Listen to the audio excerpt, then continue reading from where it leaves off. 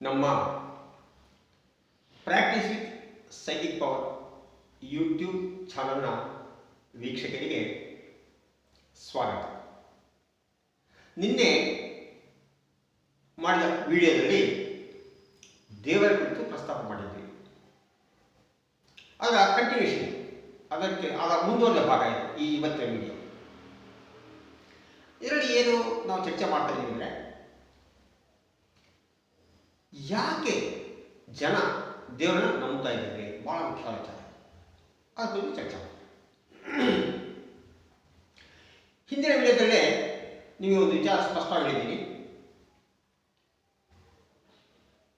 ಏನು ಈ ದೇವರ ಕುರಿತು ನಮಗೆ ಕಲ್ಪನೆಗಳಿದ್ದಾವೆ ಅಥವಾ ನಂಬಿಕೆಗಳಿದ್ದಾವೆ, ಅಥವಾ ನಮ್ಮನ್ನ ಈ ಧರ್ಮಾಧಿಕಾರಿಗಳು ಅಥವಾ ಮೇಧಾವಿಗಳು ಏನು ಹೇಳ್ತಿದ್ದಾರೆ ಅದನ್ನು ನಿಜವೇ ಸುಳ್ಳೆ ಎಂಬುದನ್ನು ನಾವು ವೈಜ್ಞಾನಿಕವಾಗಿ ಅಥವಾ ತಾರ್ಕಿಕವಾಗಿ ಯೋಚಿಸಿದಾಗ ಅಷ್ಟೊಂದು ಇದು ದೈವತ್ವದ ಬಗ್ಗೆ ನಂಬಿಕೆ ಅಷ್ಟೊಂದು ಸೂಕ್ತವಲ್ಲ ಎಂಬುದು ತುಂಬ ಸ್ಪಷ್ಟವಾದ ವಿಚಾರ. ಯಾಕೆ ಹೇಳಿದ್ರೆ, ಅವರು ಗ್ರಂಥಗಳಲ್ಲಿ ನಾವು ನೋಡಿದ ರೀತಿಯಾಗಲಿ, ನಮ್ಮ ನಂಬಿಕೆ ಆಗಲಿ, ನಮ್ಮ ಕಲ್ಪನೆ ಆಗಲಿ ಯಾವ ನಿಜವಲ್ಲ. ನಿಜ ಅಂದರೆ ನಡೀತಲ್ಲ, ಯಾವ ದೇವರನ್ನು ನೋಡಿಲ್ಲ. ಆದರೆ ದೇವರ ಹೆಸರು ಮಾಡ್ತಾ ದರೋಡೆಗಳಂತೂ ಲೆಕ್ಕಕ್ಕಿಲ್ಲ. ಪ್ರತಿದಿನ ದೇವರ ಹೆಸರು ದರೋಡೆಗಳು, ದೊಡ್ಡ ದೇವಾಲಯಗಳು ಅಥವಾ ಮಂದಿರಗಳು, ಮಸೀದಿಗಳು, ಚರ್ಚ್ಗಳು ಎಲ್ಲ ಮಾಡ್ತಿರೋ ಮೋಸ. ಬಹುತೇಕ ಒಬ್ಬರನ್ನು ಒಳ್ಳೆಯವರು ಇರ್ಬೋದು, ಅದು ಪ್ರಶ್ನೆ ಬೇರೆ, ಅದು ಬೇರೆ ಮಾತಾಡೋದು. ಆದರೆ ದರೋಡೆದು ಸತ್ಯ. ದೇವರ ಹೆಸರು ವ್ಯಾಪಾರ, ಅದು ಬಿಸ್ನೆಸ್, ಒಳ್ಳೆ ವ್ಯಾಪಾರ ಇದೆ. ದೇವರ ಹೆಸರು ಮಾಡ್ತಾರೆ, ಒಳ್ಳೆ ವ್ಯಾಪಾರ ಇದೆ. ಅದು ಕಣ್ಣಿಗೆ ಕಾಣ್ತದೆ. ಮತ್ತು ಇಷ್ಟೊಂದು ಕಣ್ಣಿಗೆ ಕಾಣುತ್ತಿರುವ ಈ ವಿಚಾರದಲ್ಲಿ ಮತ್ತೆ ಜನ ಅದನ್ನು ನೋಡಿಯಲು ಯಾಕೆ ನಂಬುತ್ತಾರೆ, ಬಹಳ ಮುಖ್ಯವಾದ ವಿಚಾರ. ಯಾಕಂದ್ರೆ ಇವತ್ತು ಜನರ ನಂಬಿಕೆಯೇ ಕೆಲವರ ಬಂಡವಾಳ. ಜನರ ನಂಬಿಕೆಯನ್ನು ಬಂಡವಾಳ ಮಾಡಿಕೊಂಡು ಅವರು ಹಣ ಮಾಡುತ್ತಿದ್ದಾರೆ, ರಾಜಕೀಯ ಮಾಡುತ್ತಿದ್ದಾರೆ, ಅಧಿಕಾರ ಚಾಲಿಸ್ತಾ ಇದ್ದಾರೆ. ಮತ್ತೆ ಇಷ್ಟೊಂದು ಚಿಕ್ಕ ವಿಚಾರ ಜನರಿಗೆ ಗೊತ್ತಿಲ್ವಾ? ಜನರಿಗೆ ಗೊತ್ತಿಲ್ವಾ ಈ ಚಿಕ್ಕ ವಿಚಾರ? ದೇವರನ್ನು ಅವ್ರು ಯಾರು ನೋಡಿಲ್ಲ, ಭಕ್ತರು ಹೇಳ್ಕೊಳ್ಳೋರು ಯಾರು ದೇವರನ್ನು ನೋಡಿಲ್ಲ. ನೋಡಿ, ಆ ದೇವರ ಮಹಿಮೆಗಳು, ಅದ್ಭುತಗಳು ಸಹ ನಿಜವಾಗಿ ಕಂಡಿಲ್ಲ. ಆಕಸ್ಮಿಕ ಒಂದೆರಡು ನಿಜವಾಗಿದ್ದರೂ ಸಹ ಅದು ತಾನಾಗೇ ಆಗಿದವೇ ಹೊರತು ದೇವರ ಮಹಿಮೆಯಿಂದ ಅಲ್ಲ. ಸರಿ, ಈಗ ಅದ್ಬೇಡ, ಜನ ಯಾಕೆ ಅಂತಿದ್ದಾರೆ, ಇದು ಬಹಳ ಮುಖ್ಯ ವಿಚಾರ. ಅವರು ವ್ಯಾಪಾರ ಮಾಡೋರು ವ್ಯಾಪಾರ ಮಾಡಲಿ, ದ್ರೋಹ ಮಾಡೋದು ದ್ರೋಹ ಮಾಡಲಿ, ರಾಜಕೀಯ ಮಾಡಲಿ, ಅಧಿಕಾರ ನಡೆಸಲಿ, ಅದು ಬೇರೆ. ಇಲ್ಲಿ ಬಹಳ ಮುಖ್ಯವಾದ ವಿಚಾರ. ಇಲ್ಲಿ ನಾನು ಹೇಳೋದಕ್ಕೆ ಏನು ಇಷ್ಟ ಇದೆ, ಜನ ಯಾಕೆ ಅಂತಿದ್ದಾರೆ, ಬಹಳ ಮುಖ್ಯವಾದ ವಿಚಾರ. ಜನರಿಗೆ ಬುದ್ಧಿ ಇಲ್ವಾ? ಮಹಾನ್ ಮೇಧಾವಿಗಳು ಈಗಿನ ಕಾಲದಲ್ಲಿ ವಿಜ್ಞಾನ ಅದ್ಭುತವಾಗಿ ಬೆಳೆದಿದೆ. ವಿಜ್ಞಾನ ತಂತ್ರಜ್ಞಾನ ಯಾವ ಮಟ್ಟ ಬೆಳೆದಿದೆ ಅಂತ ಹೇಳಿದ್ರೆ, ಒಂದು ವೇಳೆ ದೇವರು ಎಲ್ಲೋ ಒಬ್ಬರೇ ಕುಂತಿದ್ದಾರೆ, ಅವ್ರ ಹತ್ರ ನಾವು ಹೋಗೋಕ್ಕೆ ನಾವು ಸಶಕ್ತರಾಗಿದ್ದೀವಿ ಇವತ್ತು. ಅಷ್ಟೊಂದು ವಿಜ್ಞಾನ ಹಾಗೂ ತಂತ್ರಜ್ಞಾನ ಬೆಳೆದ ಈ ಸಂದರ್ಭದಲ್ಲಿ ಸಹ ಜನ ಯಾಕೆ ನಂಬುತ್ತಿದ್ದಾರೆ? ಕಣ್ಣು ಮುಚ್ಚಿಕೊಂಡು. ಇದು ಬಹಳ ಮುಖ್ಯ. ಯಾವುದೇ ತರ್ಕ ಇಲ್ಲ, ಯಾವುದೇ ವಿಜ್ಞಾನ ಇಲ್ಲ, ಸುಮ್ಮನೆ ನಂಬ್ತಾ ಇದ್ದಾರೆ. ಯಾಕೆ ಹೇಳ್ತೀನಿ.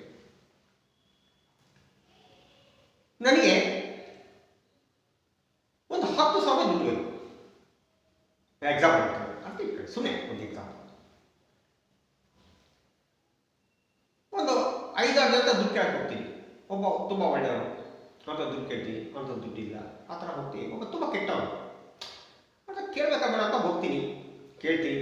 ಯಾವುದೋ ವಿಚಾರ ಹೋಗ್ಬಿಡ್ತಾನೆ 10,000 ದುಡ್ಡು. ಅಂದರೆ ಆ 10,000 ಕೇಳಕ್ಕೆ ಹೋಗಬೇಕು ಅಂತ ಯೋಚಿಸಿದಾಗ ಕುತ್ಕೊಂಡು ಯೋಚನೆ ಮಾಡ್ತೀವಿ, ಅವ್ರು ಹೋಗ್ಬೇಕಾ ಬೇಡ ಅಂತ. ಅವ್ರು 10,000 ಕೊಡಬಹುದು ಅಥವಾ ಕೊಡೋ ನಿರೀಕ್ಷೆ ಇದೆ ಅಂದಾಗ ಅವ್ನು ನಾವು ನಂಬ್ತೀವಿ.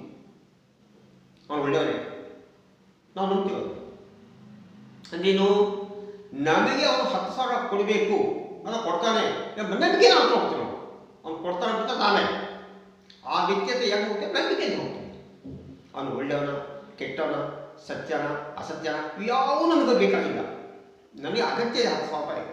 ಅವನ ಹತ್ರ ಹೋಗಿ ಕೇಳಿ ಕೊಡಬಹುದು ಅಂದಾಗ ಅವನಿಗೆ ಬಗ್ಗೆ ಏನು ನಂಬಿದ್ದೀವಿ ಆ ನಂಬಿಕೆಯನ್ನು ನಿಜ ಅನ್ಕೊಳ್ತೀವಿ ನಾವು. ಯಾವತ್ತ ನಮ್ಮ ಅಗತ್ಯ ಯಾವ ಥರ ಇರ್ತದೆ ಹೇಳಿದ್ರೆ ಆ ನಂಬಿಕೆಯನ್ನ ಆ ಕಲ್ಪನೆಯನ್ನ ನಿಜ ಅಂತ ಅಂದ್ಕೊಳ್ತೀವಿ. ಆಮೇಲೆ ಹೋಗ್ತೀವಿ ಕೇಳ್ತೀವಿ ಅವ್ನು ಕೊಡ್ತಾ ಅಂತ ಅದಾಗಲ್ಲ. ಇಲ್ಲಿ ಒಟ್ಟಾಗಿ ನಾನು ಏನು ಹೇಳಿಕ್ಕೆ ಬಯಸ್ತಾ ಇದ್ದೀನಿ ಅಂದರೆ, ನಮಗೊಂದು ಅಗತ್ಯ ಇದೆ, ಒಂದು ಕನಸಿದೆ, ಅದನ್ನು ನಾವು ಪೂರೈಕೆ ಮಾಡ್ಕೋಬೇಕು, ಒಂದು ಮಾರ್ಗ ಬೇಕು ನಮಗೆ. ಭಾಳ ಈಸಿಯಾಗಿ ಸಿಗೋದು ದೇವರೇ. ಸ್ವಾಮಿ ನನಗೊಂದು ಸೈಟ್ ತಗೋಬೇಕು, ಒಂದು 20 ಲಕ್ಷ ದುಡ್ಡು ಬೇಕು, ಅದು ನನಗೆ ವ್ಯವಸ್ಥೆ ಮಾಡು ಅಂತ ಕೇಳಲಿಕ್ಕೆ ನಮಗೆ ಈಸಿಯಾಗಿರ್ತಕ್ಕಂಥದ್ದು ದೇವರೇ.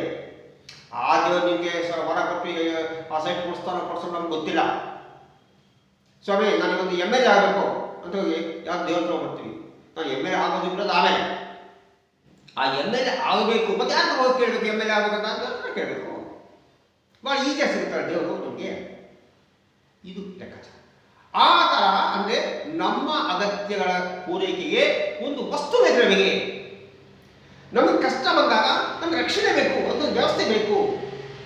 ನಮ್ಮ ಕನಸುಗಳಿಗೆ ಈಡೇರಿಸಿಕೊಳ್ಳೋಕ್ಕೆ ಒಂದು ವ್ಯವಸ್ಥೆ ಬೇಕು. ಆ ವ್ಯವಸ್ಥೆ ಈ ದೇವರು. ಮನುಷ್ಯನ ಗುಣ ಇದೆ, ತುಂಬ ಚೆನ್ನಾಗಿ ಅರ್ಥ ಮಾಡ್ಕೊಳ್ಳಿ. ಸತ್ಯ ಅಸತ್ಯತೆಗಳು, ತರ್ಕ ಅತಾರ್ಕಿಕಗಳು, ವಿಜ್ಞಾನ ಅವೈಜ್ಞಾನಿಕ ಮತ್ತು ವಿಚಾರ ಅವು ಕೆಲಸ ಮಾಡೋದು ನನಗೆ ಅಗತ್ಯ ಇದ್ದಾಗ. ನನಗೆ ಅಗತ್ಯ ಇದ್ದಾಗ ಆ ಅಗತ್ಯವನ್ನ ಪೂರೈಕೆ ಮಾಡುವಂಥ ಒಂದು ವ್ಯವಸ್ಥೆಯನ್ನು ನಂಬ್ತೀವಿ ನಾವು. ಅದಕ್ಕೆ ದೇವರು ಹೊರ ಕೊಟ್ಟರು ಕೊಡದಿರೋ ಹೋಗ್ತಾ ಇರ್ತೀವಿ. ನಮ್ಮ ದೇವರು ಹೊರ ಕೊಡ್ತಾ ನಾವು ಕೊಡೋ ಗೊತ್ತಿಲ್ಲ. ಅದನ್ನ ನಮ್ಮ ಅಗತ್ಯದ ಮೇಲೆ ನಂಬಿಕೆ, ಅದು ದೇವರ ಮೇಲೆ ನಂಬಿಕೆ ಅಲ್ಲ. ಅದು ನಮ್ಮ ಕನಸಿನ ಈಡೇರಿಸೋ ನಂಬಿಕೆ, ಅದು ದೇವರ ನಂಬಿಕೆ ಅಲ್ಲ. ಅದು ನಮ್ಮ ಕಷ್ಟ ಬಗೆಹರಿಸಬೇಕು, ಅದು ನಂಬಿಕೆ ಆ ದೇವರ ನಂಬಿಕೆ ಬರಕ್ಕೆ ಮಾಡ್ತಾರೆ ಅಷ್ಟೇ ಹೊರತು ವೈಜ್ಞಾನಿಕವಾಗಿ ಯೋಚನೆ ಮಾಡ್ತಾರೆ, ತಾತ್ವಿಕವಾಗಿ ಯೋಚನೆ ಮಾಡ್ತಾರೆ. ಇವೆಲ್ಲ ಸುಳ್ಳು. ನಿನ್ನೆ ಇದರಲ್ಲಿ ಮಾತಾಡಿದೆ, ನಾನು ದೈವತ್ವ ನಂಬುವ ವ್ಯಕ್ತಿ ಅಂತ. ಅದೇ ಸರ್, ದೈವತ್ವ ನಂಬ್ತೀವಿ ಅಂತ ಹೇಳ್ತಿದ್ರಿ, ಮತ್ತೆ ಇವೆಲ್ಲ ಸುಳ್ಳು ಅಂತ ಹೇಳ್ತೀರಾ? ಏನಿದು ಒಂದು ಮುಂದಕ್ಕೊಂದು ವಿಪರ್ಯಾಸ, ನಿಮಗೆ ಒಂದಕ್ಕೊಂದು ವಿರೋಧಾಭಾಸವಾಗಿರುವ ಈ ಸ್ಟೇಟ್ಮೆಂಟ್ಸ್ ಅಂತ ನೀವು ಹೇಳ್ಬೋದು ಅಂತ. ನೀವು ದೈವ ನಂಬ್ತೀನಿ ನಂಬ್ತಾ ಇದ್ದೀನಿ ಅಂತ ಹೇಳ್ತೀರಿ, ಇವೆಲ್ಲ ಸುಳ್ಳು ಅಂತ ಹೇಳ್ತೀರಿ. ಮತ್ತೆ ಹೇಗೆ ಸತ್ಯ ಆಗಲ್ಲ? ಎರಡು ವಾಕ್ಯಗಳು ಹೇಗೆ ನೀವು ಸಮರ್ಥನೆ ಮಾಡ್ಕೊಳ್ತೀರಿ? ಇಲ್ಲಿ ಆಗ ಅದು ಹೇಳ್ತಿದ್ದ, ನಾನು ದೈವತ್ವವನ್ನು ನಂಬದೇ ವ್ಯಕ್ತಿ ಅಲ್ಲ. ಆ ಹೆಸರಲ್ಲಿ ಆ ಮಾತು ದರೊಳಗೆ ನಾನು ವಿರೋಧಿ. ಆ ಹೆಸರಲ್ಲಿ ನಡೀತ ಮೌಢ್ಯಕ್ಕೆ ನಾನು ವಿರೋಧಿ. ಆ ಹೆಸರಿರ್ತಕ್ಕಂಥ ಈ ಜನ ದೌರ್ಬಲ್ಯಗಳ ವಿರೋಧಿ. ದೇವರಿಗಲ್ಲ, ನಾನು ದೈವ ವಿರೋಧಿ ಅಲ್ಲ, ನಾನು ದೈವ ಭಕ್ತ. ನಾನು ಸೊ ಇದು ನೀವು ಅರ್ಥ ಮಾಡ್ಕೊಂಡು ವಿಚಾರ. ಸರಿ ಆಯಿತು ಸರ್, ಮತ್ತೆ ನಿಮ್ಮ ಪ್ರಕಾರ ದೇವರನ್ನೇನು, ನಿಮ್ಮ ಪ್ರಕಾರ ದೈವವನ್ನು ಹೇಗೆ ನಿರೂಪಿಸ್ತೀರಿ ಅಂತ ನೀವು ಪ್ರಶ್ನೆ ಕೇಳಿದರೆ ನನ್ನ ಉತ್ತರ ಇದೆ. ನಾನು ಬೇಕಾಗಿ ಉತ್ತರ ಕೊಡ್ತೇನೆ, ನೀವು ಅರ್ಥ ಮಾಡ್ಕೊಳ್ಳಿ. ಈ ವಿಶ್ವದಲ್ಲಿ, ವಿಶ್ವ ಪ್ರಪಂಚನೂ ಅಲ್ಲ, ಭೂಗೋಳ ಅಲ್ಲ, ವಿಶ್ವ, ಇಡೀ ವಿಶ್ವದಲ್ಲಿ ನಮಗೆ ಗೊತ್ತಿರುವ ರೀತಿಯಲ್ಲಿ ಈ ವಿಶ್ವದ 2 ಭಾಗ ಮಾಡ್ಬೋದು. ಅವ್ರು ಬೇರೆ ಬೇರೆ ಭಾಗ ಮಾಡಿದರೆ ಏನು ಎನರ್ಜಿ ಅಂತೆ, ಗ್ರಾವಿಟೇಷನ್ ಫೋರ್ಸ್ ಅಂತೆ, ಮ್ಯಾಟ್ ಅಂತ, ಅದು ಅವರ ಇಷ್ಟ. ನನ್ನ ಪ್ರಕಾರ ಆಯಿತು, 2 ಭಾಗ ಮಾಡ್ಬೋದು ಇಡೀ ವಿಶ್ವವನ್ನು.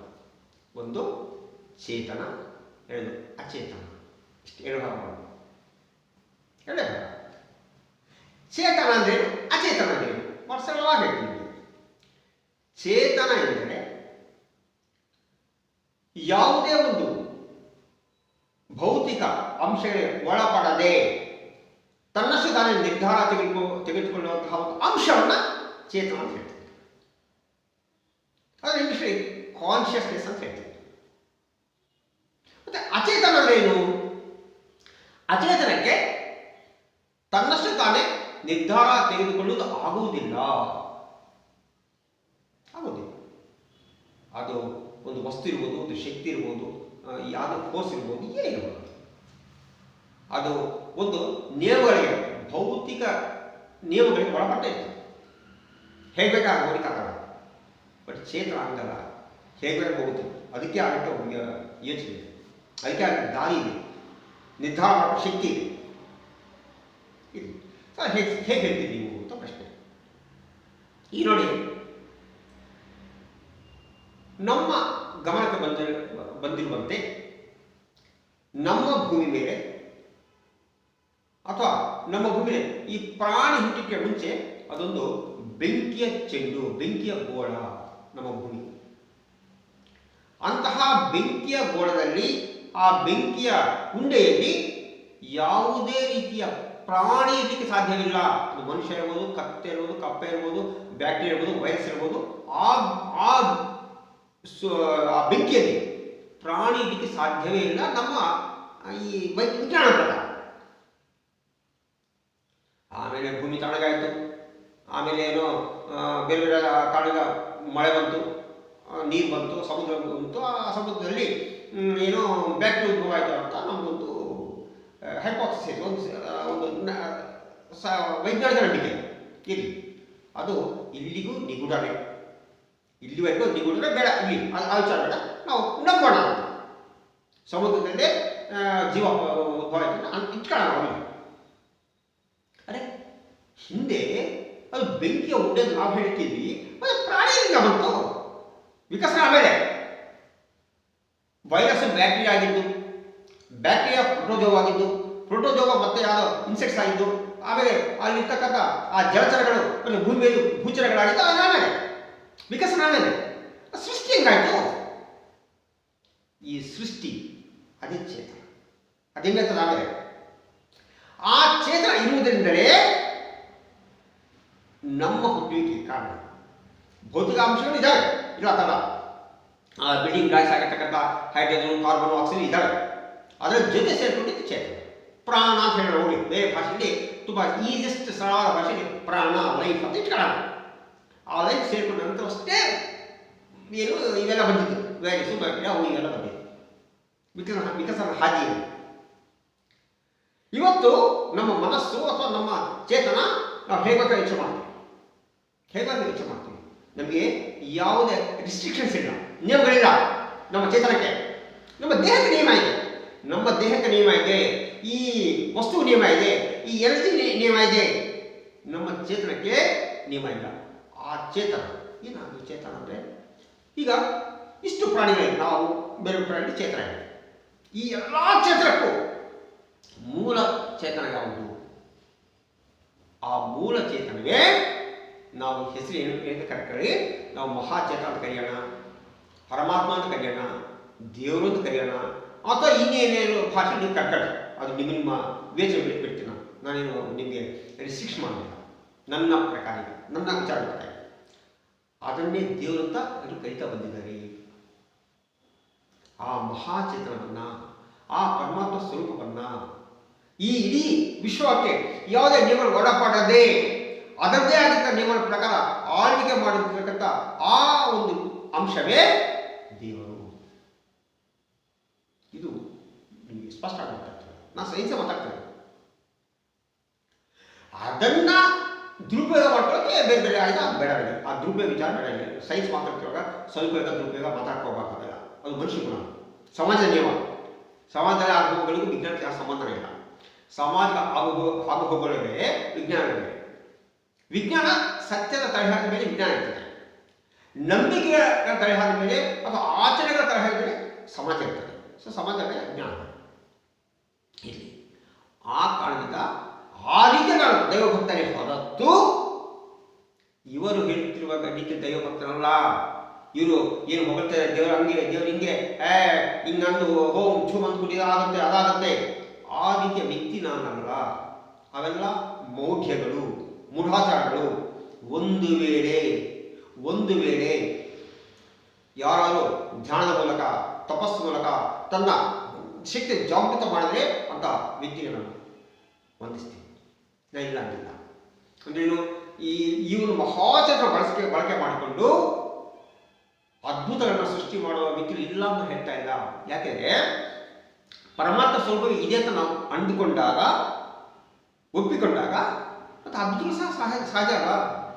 ಯಾವುದೇ ಒಂದು ಏನು ಅಚೇತನ ವಸ್ತು, ಜಡತ್ವ ವಸ್ತು ಅದಕ್ಕೆ ಎಷ್ಟೋ ಶಕ್ತಿ ಇದೆ. ಇವತ್ತು ಕ್ವಾಂಟಮ್ ಫಿಸಿಕ್ಸ್ ಬಗ್ಗೆ ಮಾತಾಡ್ತಾ ಇದ್ದೀವಿ, ಆರ್ಟಿಫಿಷಿಯಲ್ ಇಂಟೆಲಿಜೆನ್ಸ್ ಬಗ್ಗೆ ಮಾತಾಡ್ತಾ ಇದ್ವಿ, ಕ್ವಾರ್ಕ್ಸ್ ಬಗ್ಗೆ ಮಾತಾಡ್ತಾ ಇದ್ವಿ, ಏನು ಮಾತಾಡ್ತಾ ಇದ್ವಿ, ಏನು ಅಚೇತನ ವಸ್ತುಗಳಿವೆಲ್ಲ ಅಂತ. ಅಚೇತನ ವಸ್ತು ಅಷ್ಟು ಶಕ್ತಿ ಇರುವಾಗ ಮತ್ತೆ ಚೇತನಕ್ಕೆ ಶಕ್ತಿ ಇರಲ್ವಾ? ಯಾವುದೇ ಶಕ್ತಿ ಇರ್ತದೆ. ಅದು ನೆಕ್ಸ್ಟ್ ವಿಡಿಯೋದಲ್ಲಿ ನಾಳೆ ಮಾಡ್ತೀನಿ. ಆ ಅಚೇತನಕ್ಕೆ ತಕ್ಕ ಶಕ್ತಿ ನಾಳೆ ನಾನು ಮಾತಾಡ್ತೀನಿ. ನಾನು ಸೈನ್ಸೇ ಮಾತಾಡ್ತಾ ಇದ್ದೀನಿ, ಮೌಢ್ಯ ಮಾತಾಡೋದಿಲ್ಲ. ಇಂತಹ ವಿಚಾರಗಳನ್ನೇ ತಿಳ್ಕೋಬೇಕಾದ್ರೆ ನಮಗೆ ಪ್ರಾಕ್ಟೀಸ್ ವಿತ್ ಸೈಕಿಕ್ ಪವರ್ ಅಂತಹ ಅಕಲ್ಟ್ಸ್ ಬೇಕು, ನಿಗೂಢ ವಿದ್ಯೆಗಳ ಪರಿಚಯ ಆಗಬೇಕು, ಅದರಲ್ಲಿ ಅನುಭವ ಆಗಬೇಕು, ಅಲ್ಲಿ ಪಂಡಿತರಾಗಬೇಕು. ಆ ಮಾತು ಇವೆಲ್ಲ ಅರ್ಥ ಆಗ್ತದೆ. ನಾವು ಅಂತರ್ಮುಖರಾಗಬೇಕು, ಬಾಹ್ಯ ಪ್ರವಚನಗಳನ್ನು ಬಿಟ್ಟುಬಿಡಬೇಕು, ವ್ಯಾಪಾರ ಮಾಡುವಾಗ ಬಿಟ್ಟುಬಿಡಬೇಕು, ಯಾಂತ್ರಿಕವಾಗಿ ಯೋಚನೆ ಮಾಡೋದು ಬಿಟ್ಟುಬಿಡಬೇಕು. ನಾವೊಂದು ಚೈತನ್ಯ ಸ್ವರೂಪ ಅಂತರ್ಮುಖಿಯಾಗಿ ಯೋಚನೆ ಮಾಡಿದಾಗ ಇವೆಲ್ಲವೂ ಗೊತ್ತಾಗ್ತದೆ. ಅದೇ ನಾಳೆ ಮಾತಾಡೋಣ. ಇಂತಹ ಒಂದು ಅದ್ಭುತವಾದ ಲೋಕಕ್ಕೆ ತೆಗೆದುಕೊಂಡು ಹೋಗಲಿಕ್ಕೆ ಸಾಧ್ಯವಾಗಿರುವಂತಹ ಪ್ರಾಕ್ಟೀಸ್ ವಿತ್ ಸೈಕಿಕ್ ಪವರ್ ಎಂಬ ಅದ್ಭುತವಾದ ವಿದ್ಯೆಯನ್ನು ಕಲಿಯಲಿಕ್ಕೆ ಇಷ್ಟಪಟ್ಟ ವ್ಯಕ್ತಿಗಳು, ಹಲವು ಸಮಸ್ಯೆಗಳಿಂದ ಬಹುಕಾಲದಿಂದಲೂ ನರಳುತ್ತಿದ್ದು ಪರಿಹಾರಕ್ಕಾಗಿ ಹುಡುಕುತ್ತಿರುವ ವ್ಯಕ್ತಿಗಳು ನನ್ನನ್ನು ಸಂಪರ್ಕ ಮಾಡಬಹುದು. ಈ ವಿಡಿಯೋ ನಿಮಗೆ ಇಷ್ಟವಾಗಿದ್ದಲ್ಲಿ ಸಬ್ಸ್ಕ್ರೈಬ್ ಮಾಡಿ, ಶೇರ್ ಮಾಡಿ, ಲೈಕ್ ಮಾಡಿ, ಕಾಮೆಂಟ್ ಮಾಡಿ. ವಂದನೆ.